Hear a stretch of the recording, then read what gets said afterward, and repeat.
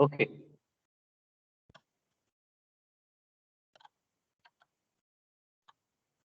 Is it visible to all? Yes, Yes, sir. sir. So, welcome to the session. And today we will cover in our PPS lecture, that is, the topic is machine assembly and high level programming language. We will see the meaning of these three programming language, and we will see how they are differ from each other. Okay. So first of all, as we all know that computer can only understand a machine language. Okay. When we are saying that machine language, જ્યારે આપણે machine language એવું બોલીએ છીએ તો machine language નો મતલબ એવો થાય છે 0 અને 1 binary programming language. Okay. Machine programming language, that means 0 and 1. Okay.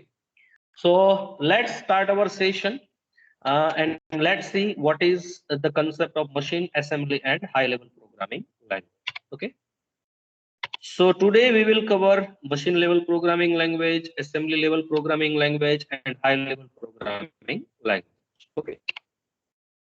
So first of all, let's see what is programming language. Okay. So a programming language defines a set of instructions that are compiled together to perform a specific task by the CPU, Central Processing Unit. First of all, programming language. Programming language, the simple definition of programming language is set of instructions. Okay. Set of instructions, and set of instructions that are compiled. Compile, that means we are checking that all the instructions, all the lines that we are giving to a program is correct or not. That is compilation process. And performs a specific task by the CPU. કોઈ પણ programme તમે બનાવો, પ્રોગ્રામમાં જેટલી બી lines લખી છે દરેકે દરેક લાઇન ને શું કહેવામાં આવે છે? ઇન્સ્ટ્રક્શન. એટલે એક તમે પ્રોગ્રામ લખો તો એમાં માનો કે તમે 10 લાઈન લખી છે તો એ 10 લાઈન ને શું કહીશું આપણે? પ્રોગ્રામ. તો સેટ ઓફ ઇન્સ્ટ્રક્શન. એક લાઈન લખો એ પણ ઇન્સ્ટ્રક્શન છે, 10 લાઈન લખો એ પણ ઇન્સ્ટ્રક્શન છે. બટ જ્યારે એક સાથે આપણે બધી લાઈન ને કમ્બાઈન કરીને બોલતા હોય ત્યારે આપણે એવું કહી શકીએ કે ભાઈ it is a set of instructions. Okay. So the programming language mainly refers to high level languages such as C and C++. Okay.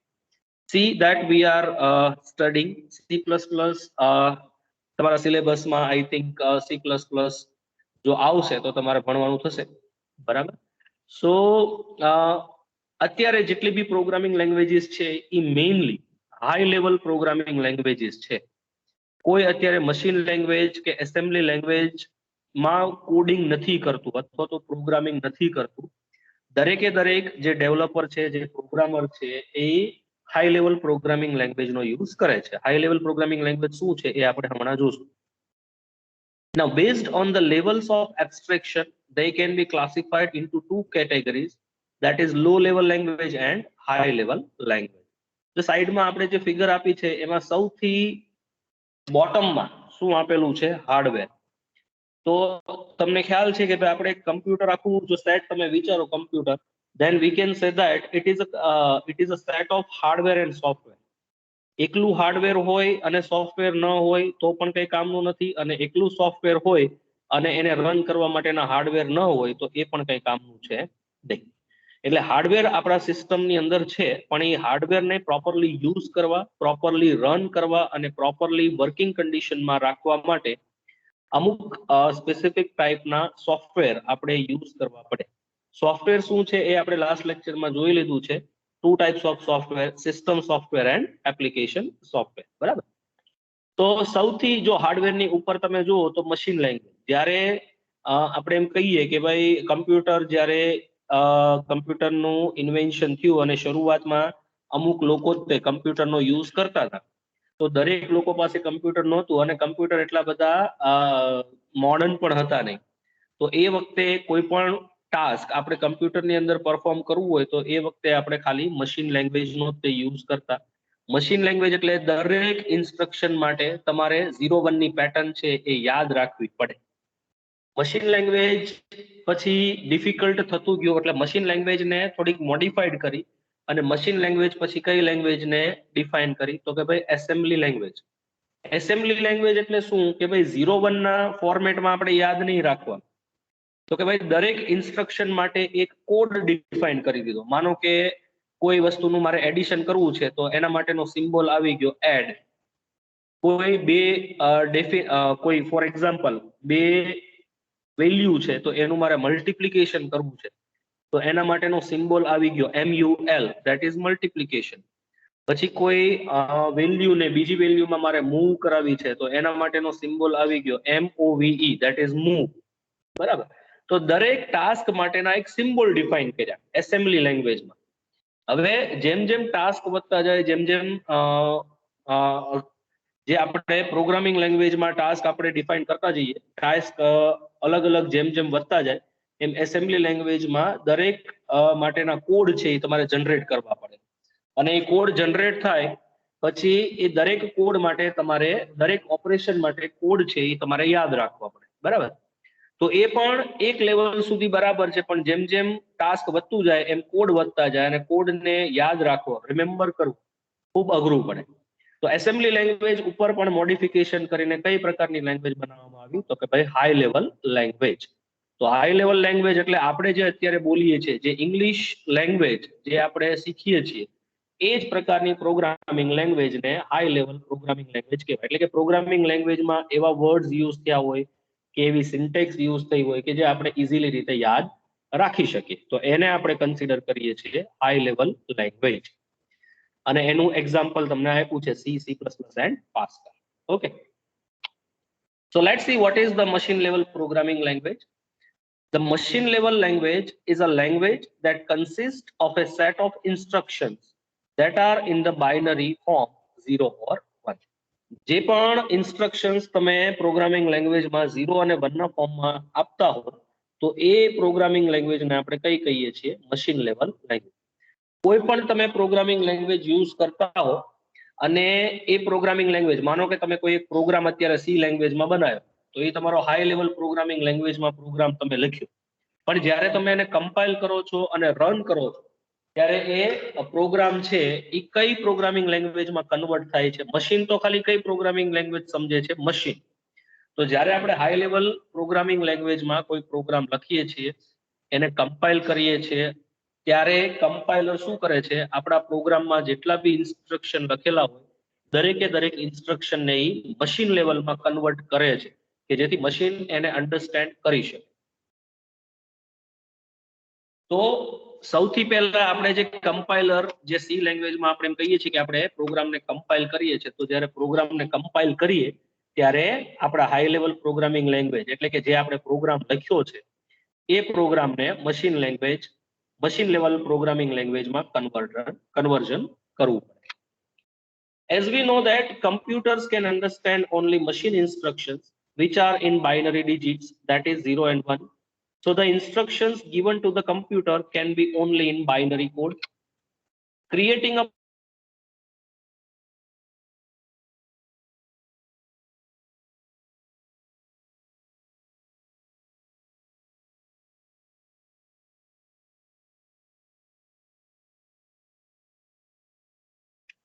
So it is error prone as it is not easy to understand and its maintenance is also very high. તમે વિચારો કે કોઈ પણ task ને તમારે perform કરવા માટે કોઈ પણ ઇન્સ્ટ્રક્શન આપવું હોય તો 0-1 ના ફોર્મમાં જ આપવું પડે.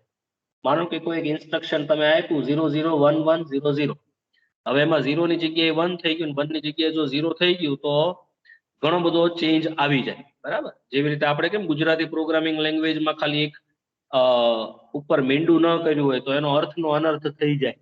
બરાબર. એવી રીતે પ્રોગ્રામિંગ લેંગ્વેજમાં, મશીન લેંગ્વેજમાં પણ 0 ની જગ્યાએ 1 ને 1 ની જગ્યાએ તમે 0 કરી દીધું હોય તો ઘણો બધો ડિફરન્ટ થઈ જાય. એટલે મશીન લેવલ પ્રોગ્રામિંગ લેંગ્વેજ છે એને રિમેમ્બર, યાદ રાખવું ખૂબ અઘરું છે અને એમાં એરર થવાની પોસિબિલિટી સૌથી વધારે. So let's see advantages of machine language and disadvantages of machine language. So advantages: makes fast and efficient use of computer.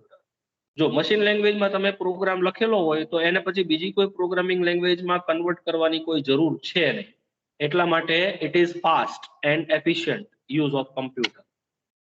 No need of any translator to translate the code. It is directly understood by the computer. મેં જે પહેલા કીધું એમ directly machine level લેંગ્વેજમાં તે તમે code લખો છો, programme લખો છો, તો બીજા કોઈ ટ્રાન્સલેટરની જરૂર છે નહીં કે જે એક લેંગ્વેજને બીજી લેંગ્વેજમાં કન્વર્ટ કરે.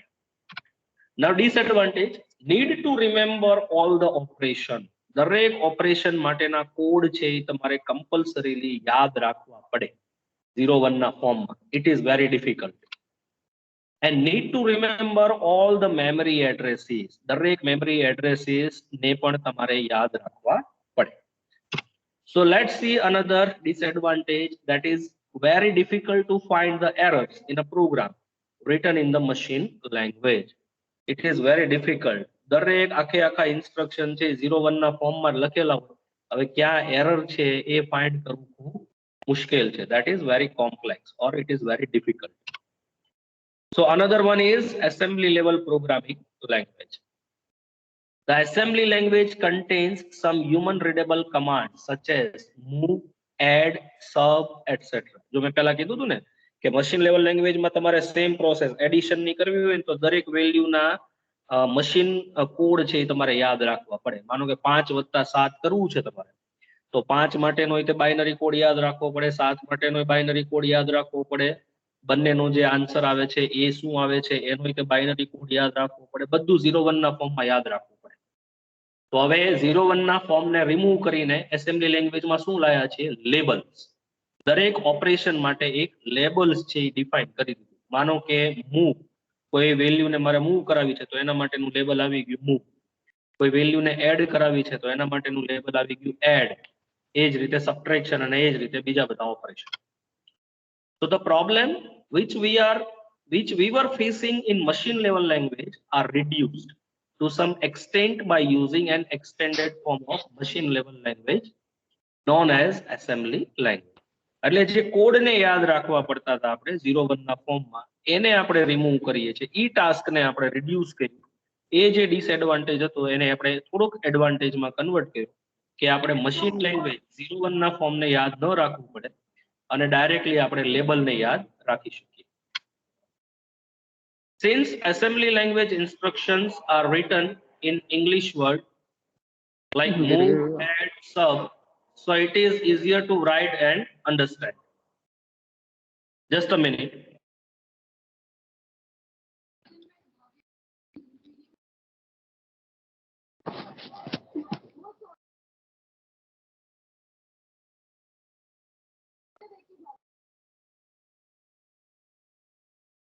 So since assembly language instructions are written in English words like move, add, sub, so it is easier to write and understand. As we know that computers can only understand the machine level instructions, so we require a translator that converts the assembly code into machine code. બરાબર. હવે assembly language જ્યારે પણ તમે use કરતા હો ત્યારે હંમેશા assembly languageમાં જે કોડ લખેલો હોય એને જ્યારે તમારે કમ્પાઇલ કરવો હોય એટલે સૌથી પહેલા તો તમારે ટ્રાન્સલેટરની જરૂર પડે કે જે એસેમ્બલી લેંગ્વેજમાં જે કોડ લખેલો છે એને મશીન લેંગ્વેજમાં કન્વર્ટ કરે. એટલે અહીંયા ટ્રાન્સલેટરની જરૂર પડશે. So the translator used for translating the code is known as an assembler. આ ડેફિનેશન ખાસ યાદ રાખજો. એસેમ્બલર એટલે શું એ પૂછે છે, બરાબર, અને એસેમ્બલી લેંગ્વેજ એટલે શું એ પૂછાય છે. તો એસેમ્બલર કોને કહેશું? જ્યારે આપણે assembly level programming language use કરતા હોઈએ, એસેમ્બલી લેવલ પ્રોગ્રામિંગ લેંગ્વેજનો યુઝ કરીને આપણે કોઈ પ્રોગ્રામ લખેલા હોય ત્યારે જ્યારે આપણે એ પ્રોગ્રામને કમ્પાઇલ કરીએ છીએ ત્યારે એસેમ્બલી લેવલ પ્રોગ્રામિંગ લેંગ્વેજમાંથી મશીન લેવલ પ્રોગ્રામિંગ લેંગ્વેજમાં કન્વર્ઝનનું કામ જે કરે છે એને શું કહેવામાં આવે છે? એસેમ્બલર. બરાબર. Now let's see advantages. So the first one is require small amount of memory as well as execution time, barabar, as compared to machine level programming language. Helps to perform hardware specific complex jobs in an easier way. Hardware specific complex jobs in easier way, that means કે જેટલા બી હાર્ડવેર્સ આપણા સિસ્ટમની અંદર છે દરેક હાર્ડવેરનો use કરવા માટેના specific command છે એ એસેમ્બલી લેંગ્વેજમાં ડિફાઇન કરવામાં આવ્યા છે. તો એ ડાયરેક્ટલી કમાન્ડનો યુઝ કરીને તમે હાર્ડવેરનો યુઝ કરી શકો. Appropriate for time critical jobs. જ્યારે ટાઈમ ક્રિટિકલ ઓછા ટાઈમમાં આપણે પ્રોગ્રામ ફટાફટ બનાવવાનો હોય ત્યારે મશીન લેંગ્વેજ ના કમ્પેરમાં એસેમ્બલી લેવલ પ્રોગ્રામિંગ લેંગ્વેજ છે એ ઈઝી પડે. Now disadvantage is similar to machine level language, assembly language is also machine dependent. અલગ અલગ ઓપરેટિંગ સિસ્ટમ વાળા અલગ અલગ સિસ્ટમમાં તમે જાઓ તો દરેક જગ્યાએ તમારે મશીન લેંગ્વેજ મશીનને ડિપેન્ડન્ટ જો લેંગ્વેજ સપોર્ટ કરતી હશે તો જ એ ચાલશે, નહીં તો ચાલશે નહીં. As it is a machine dependent, the programmer should have knowledge of hardware. દરેક સિસ્ટમમાં અલગ અલગ હાર્ડવેર હોય તો હાર્ડવેરનું નોલેજ હોવું પણ જરૂરી છે. Now high level programming language. The high level language is a programming language that allows a programmer to write the programs which are independent of a particular type of computer. Just like C language program. તમે C માં કોઈ programme લખેલો હોય, તમે લેપટોપમાં programme બનાવ્યો, એને સેવ કર્યો, પેન ડ્રાઈવમાં લીધો અને બીજા કોઈ સિસ્ટમમાં તમે એને લઈ જાઓ, કોપી કરો અને એને રન કરો તો એ ઇઝીલી રીતે રન થશે. ધેટ મીન્સ કે મશીન ભલે ફરે પણ પ્રોગ્રામ છે એ બંનેમાં ગમે તે મશીન હોય એમાં સપોર્ટ કરે છે. That means machine independent. High level programming લેંગ્વેજમાં જે પણ પ્રોગ્રામ લખેલા હોય એ બધા કેવા હોય છે? Machine independent. મશીન ગમે એટલા ફરે, એક મશીનમાંથી બીજા મશીનમાં તમે કોડને લઈ જાઓ તો કોડમાં જે કોડ એક મશીનમાં રન થતો હતો એ બીજા મશીનમાં પણ રન થશે. The high level languages are considered as high level because they are closer to human languages than machine level languages. જે આપણે ડે ટુ ડે લાઈફમાં બોલીએ છીએ, કમ્યુનિકેશન કરીએ છીએ એકબીજાની સાથે, એ જ પ્રકારની લેંગ્વેજ હાઈ લેવલ પ્રોગ્રામિંગ લેંગ્વેજમાં તમને જોવા મળે. When writing a program in a high level language, then the whole attention needs to be paid to the logic of the problem. આપણે મેઇન જે પ્રોગ્રામ શેના માટે બનાવીએ છીએ એ લોજિક ઉપર આપણે ફોકસ કરવું પડે. બાકી બધી સિન્ટેક્સ છે એ ઇઝીલી રીતે તમને યાદ રહી જાય એ રીતે જ હોય. ફોર એક્ઝામ્પલ કોઈ મેસેજ પ્રિન્ટ કરાવવું હોય તો એના માટેનું ફંક્શન આપણને યાદ રહી જાય એવું જ હોય, પ્રિન્ટફ. બરાબર? કોઈ વેલ્યુને આપણે સ્કેન કરાવીએ તો એના માટેનું ફંક્શન રેડીમેડ છે, સ્કેન એફ. તો આ ઇઝીલી રીતે યાદ રહી જાય એવું છે. તમારે ખાલી પ્રોબ્લેમનું લોજિક શું છે એના ઉપર જ ફોકસ કરવાનું રહે. A compiler is required to translate a high level language into low level language. અહીંયા પણ એસેમ્બલી પ્રોગ્રામિંગની જેમ આપણે જે પ્રોગ્રામ બનાવીએ છીએ એ હાઈ લેવલ લેંગ્વેજમાં હોય છે અને જ્યારે એને કમ્પાઇલ કરીએ અને આઉટપુટ મેળવવું હોય ત્યારે આપણે કમ્પલસરી ફરજિયાત આપણે હાઈ લેવલ પ્રોગ્રામિંગ લેંગ્વેજને મશીન લેવલ લેંગ્વેજમાં કન્વર્ટ કરાવવું પડે. અને એ કન્વર્ઝન માટે એક ટ્રાન્સલેટર હોય છે જેને ટ્રાન્સલેટ કરવા માટેનું જે કમ્પોનેન્ટ હોય છે એને કહેવામાં આવે છે translator. Some of the type of high level programming languages are business data processing, string and list programming, object oriented programming language અને visual programming language. આ બધા માટેની પ્રોગ્રામિંગ લેંગ્વેજીસ અલગ અલગ હોય છે જે તમારે આગળના સેમેસ્ટરમાં ભણવામાં આવશે. બરાબર? So what are the advantages? Considered as user friendly. High level programming language છે એ યુઝર ફ્રેન્ડલી છે, યુઝરને ઇઝીલી રીતે ફાવી જાય એવી છે. Same as English language and use English vocabulary and well known symbols. જે ઇંગ્લિશ લેવલ લેંગ્વેજમાં આપણે જે બધા વર્ડ્સનો ને બધાનો યુઝ કરીએ છીએ એ જ સેમ પ્રોગ્રામિંગ લેંગ્વેજમાં ડાયરેક્ટલી યુઝ થાય છે. Learning them is easy and maintenance is easy. Language is not dependent on the machine on which it is running. દરેક પ્રોગ્રામિંગ લેંગ્વેજ સેમ છે. કોઈ પણ મશીનમાં તમે એને એક મશીનમાં પ્રોગ્રામ બનાવ્યો, બીજી મશીનમાં એને કમ્પાઇલ કર્યું, ત્રીજા મશીનમાં એને રન કરો, then no problem, it will run. Now disadvantages: need to transform high level language into machine level language by translator, which leads to wastage of time Now needs to transform high level language into machine level language by translator which leads to wastage of time. હવે તમે જો high level programming લેંગ્વેજમાં તમે કોઈ પણ programme બનાવ્યો તો એ પ્રોગ્રામને કમ્પાઇલ જ્યારે પણ કરો છો ત્યારે હંમેશા મશીન લેવલ લેંગ્વેજમાં કન્વર્ટ કરાવવું પડે, એટલે કે ટ્રાન્સલેટ કરાવવું પડે, અને એના માટે એક વધારાનું કમ્પોનેન્ટ તમારે મૂકવું પડે, ધેટ ઇઝ ટ્રાન્સલેટર. હવે હાઈ લેવલને ઇનપુટ તરીકે લે ટ્રાન્સલેટર, પાછું એને ચેક કરે, જો બધું બરાબર હોય તો એનું પાછું મશીન લેંગ્વેજમાં કન્વર્ઝન કરે, મશીન લેંગ્વેજમાં કન્વર્ઝન થઈ જાય પછી આપણને આઉટપુટ જોવા મળે. So it will take more time. So it is a wastage of time.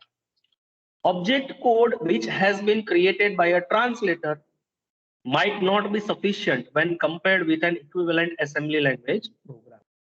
એટલે આમાં બે રીતે થાય. એક તો હાઈ લેવલ પ્રોગ્રામિંગ લેંગ્વેજ તમે યુઝ કરો અને પ્રોગ્રામ બનાવો અને એને જ્યારે કમ્પાઇલ કરો એટલે હાઈ લેવલ પ્રોગ્રામિંગ લેંગ્વેજના કોડમાંથી એક ઓબ્જેક્ટ કોડ જનરેટ કરે મશીન કમ્પ્યુટર, અને ઈ ઓબ્જેક્ટ કોડ ને પાછો રીડ કરીને તમારું આઉટપુટ જનરેટ કરે. એટલે ટુ લેવલ એટલે કે ટુ સ્ટેપમાં કમ્પ્લીટ પ્રોસેસ થાય તમારું, બરાબર.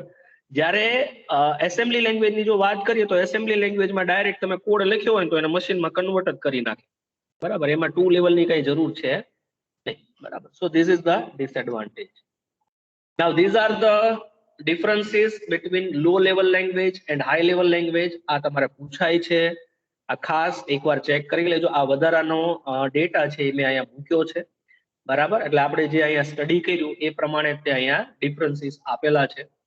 અને બીજું જે ડિફરન્સ આપ્યો છે that is between machine level language and assembly language, બરાબર. આ પણ તમે લોકો આમાંથી આ જે છે એ હું તમને શેર કરી દઈશ.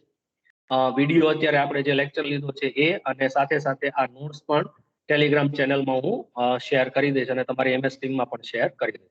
તમે નોટ્સ ક્રિએટ કરી નાખો. અને આ બે જે ડિફરન્સીસ આપ્યા છે એ GTU ની પ્રોગ્રામિંગ જે થિયરી એક્ઝામ તમે આપશો એમાં પૂછાય છે. એટલે ખાસ આ ટોપિકને, આજનો જે આપણે આખો ટોપિક લીધો છે એ આખો ટોપિક છે એ કમ્પ્લીટ રેડી કરી નાખજો અને તૈયાર પણ કરી નાખજો, બરાબર. કારણ કે એક્ઝામમાં પૂછે છે.